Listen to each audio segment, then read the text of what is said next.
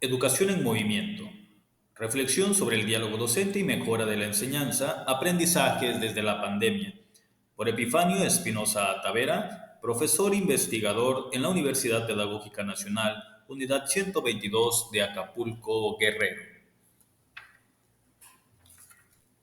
Una relación docente para innovar en tiempos de pandemia. Marta deseaba promover un trabajo más significativo y con sentido del que realizaba para sus alumnos. Quería familiarizarlos con la cultura escrita, involucrándolos en la lectura y en la producción de textos con diversos propósitos comunicativos. No sabía del todo cómo, pero estaba decidida a abandonar los ejercicios puramente motrices, las planas y la copia de letras. Intempestivamente, la pandemia le cambió el escenario y sus planes iniciales. Por si fuera poco, en el ciclo escolar iniciado en 2020, trabajaría por primera vez con el segundo grado.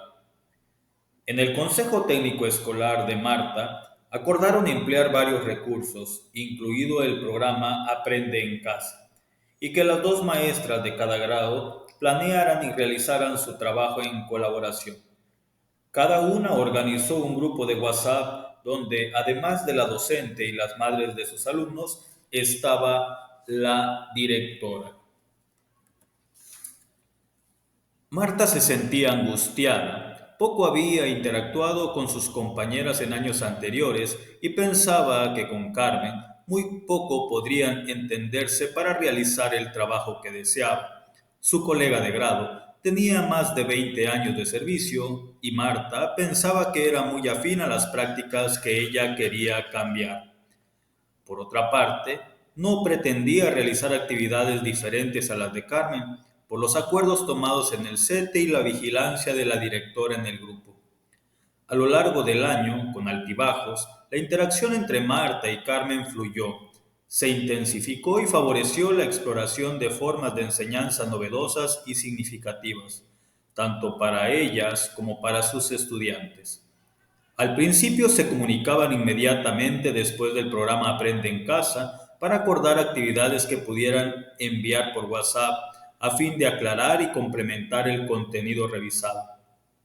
Advirtieron problemas comunes en esos programas, el vocabulario utilizado, la sobrecarga de información, la fragmentación de los campos formativos, escasa relación con las experiencias culturales de niñas y niños, dificultades para que vieran los programas y el aburrimiento y abandono de quienes sí podían verlos, pero tenían diferente visión del programa alternativo que debían emprender.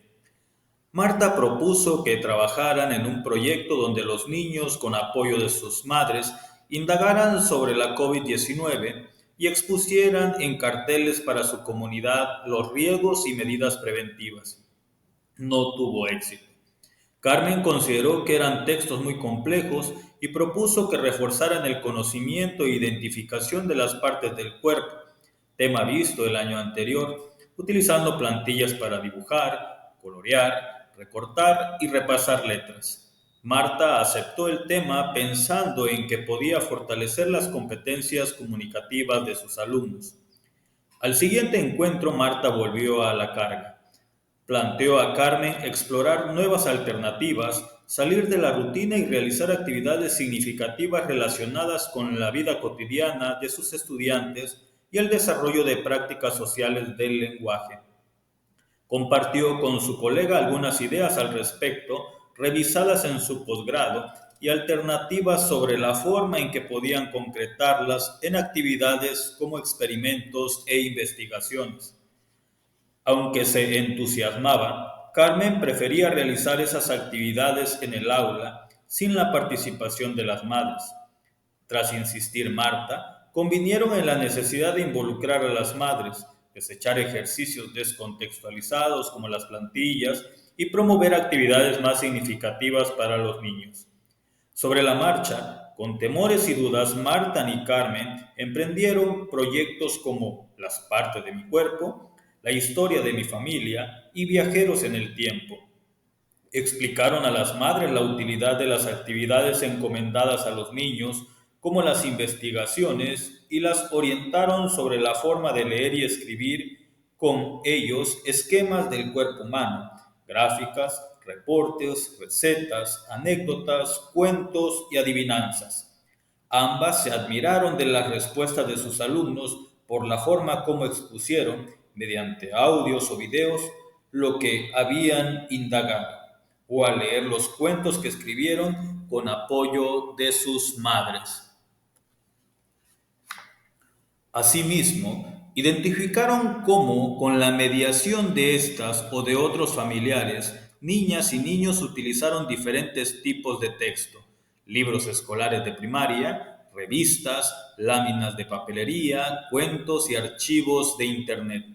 De acuerdo con las necesidades que iban identificando, exploraron el uso de cuadernillos impresos diseñados por ellas, así como usos heterogéneos del WhatsApp, a fin de orientar a las madres con explicaciones, recomendaciones y ejemplos para apoyar a sus hijas e hijos, así como formas de dirigirse a los niños para entusiasmarlos, conocer sus logros y reconocérselos.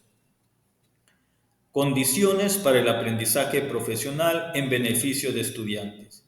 En plena pandemia, Marta y Carmen iniciaron un proceso de innovación y mejora de sus prácticas de alfabetización. De los típicos ejercicios centrados en la motricidad y la memorización de las letras, transitaron al involucramiento de los niños en actividades auténticas de usos de la oralidad, la lectura y la producción de textos propios de prácticas sociales variadas. Tuvieron diferentes puntos de partida, una con escasos años de servicio y estudiando un posgrado que la animó a efectuar cambios en beneficio de los niños, otra con más de 2 décadas de experiencia y saberes prácticos acumulados. El proceso interactivo y de colaboración entre ambas nos permite aprender algunas condiciones que sería deseable incorporar al funcionamiento de los consejos técnicos escolares, destacó dos. Dentro de ellas, la primera, las necesidades pedagógicas en el origen, la incentivación de búsquedas conjuntas entre docentes para mejorar la enseñanza, más que por mandato del Consejo Técnico Escolar o de la dirección, se origina en la experimentación e identificación de necesidades comunes en la práctica. Marta y Carmen enfrentaron inicialmente la inquietud por hacer atractivo y formativo el programa Aprende en Casa. Después, por la necesidad introducida por Marta de ir más allá y diseñar e implementar proyectos que hicieran más significativas las actividades, evitaran la fragmentación del contenido y promovieran la alfabetización de los niños. Y finalmente, por la necesidad de comunicar a las madres los sentidos formativos del trabajo solicitado y las maneras en que podían apoyar a sus hijas e hijos. 2. El diálogo y la negociación. Estos dos elementos son la base sobre la cual generar visiones compartidas entre docentes de lo que importa cambiar, lo que conviene hacer y por qué razones. Eso no se logra de inmediato. Marta necesitó explicar y aclarar a Carmen en diversas ocasiones, escuchar sus razonamientos, sus temores y proponerle actividades concretas para las y los alumnos, considerando sus dudas. Asimismo, aunque no concordaba con las actividades que insistían en la psicomotricidad, aceptó diversas propuestas de Carmen, como la de remarcar las letras en los escritos realizados por niñas y niños con la mediación de la mamá. De esa forma negociada, los docentes se identifican y comprometen con el diseño y la realización de los cambios, como Marta y Carmen, quienes estaban atentas y se sentían satisfechas con las respuestas de sus alumnos y sus madres. Esta experiencia, acontecida en plena pandemia, nos enseña que las sesiones del Consejo Técnico Escolar no deben reducirse al simple seguimiento de una agenda, cuyas tareas y lógica despiertan muy poco el diálogo interesado y entusiasta con que Marta y Carmen, a pesar de sus desencuentros, interactuaron para diseñar e instrumentar acciones que superaran insatisfacciones de su práctica en beneficio de sus alumnos. ¿Cómo trasladar a las sesiones del consejo técnico esos diálogos reflexivos y esa interacción continua en la búsqueda, experimentación y valoración de las soluciones construidas en colectivo? ¿Será que no hay una sola forma, sino tantas como diversas son las realidades laborales de las y los docentes? ¿Qué papel pueden jugar en la incentivación de estos procesos de interacción y construcción de saberes los programas de desarrollo profesional como el que cursaba Marta? Hemos aprendido, pero nos falta. Gracias por escuchar y esto esperando que permita la reflexión entre docentes para fortalecer el diálogo y el acompañamiento hacia los docentes.